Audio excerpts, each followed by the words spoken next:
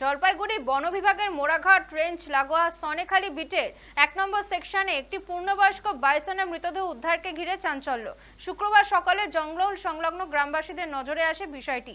এরপরেই ঘটনাস্থলে ছুটে যায় ডাউকিমারি ফাঁড়ির পুলিশ, মোড়াঘাট রেঞ্জের রেঞ্জার এছাড়াও বিন্নাগুড়ি ওয়াইল্ড লাইফ স্কোয়াডের আধিকারিকরা পৌঁছন সেখানে।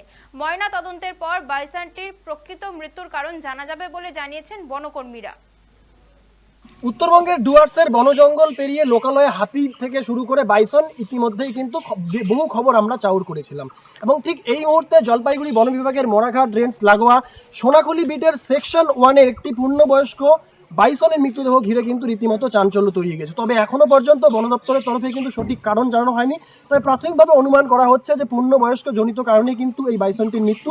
তবে এই মুহূর্তে বিশেষ মেডিকেল টিম পাঠানো হয়েছে এবং সেই মেডিকেল টিমের তত্ত্বাবধানে পূর্ণাঙ্গ ময়নাতদন্তের রিপোর্ট করা হবে এবং তারপরেই কিন্তু মৃত্যুর কারণ জানা যাবে। না, আমাদের একটি পূর্ণবয়স্ক ইন্ডিয়ান গডের ক্যারাকাস উদ্ধার হয়েছে।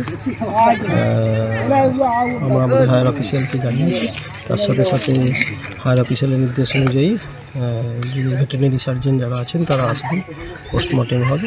ইতিমধ্যেই আধিকারিকরা থেকে শুরু করে পুলিশ আধিকারিক প্রত্যেকে কিন্তু ঘটনাস্থল উপস্থিত রয়েছেন এবং সঠিক কারণ জানানোর পরেই শেষকৃত্য সম্পূর্ণ করে বাইসনটির, এমনটাই কিন্তু বন দপ্তর সূত্রে খবর। জলপাইগুড়ি বন বিভাগের মোড়াঘাট রেঞ্জ থেকে ক্যামেরা আর্থিকত্বর সঙ্গে সানি, সময় কলকাতা।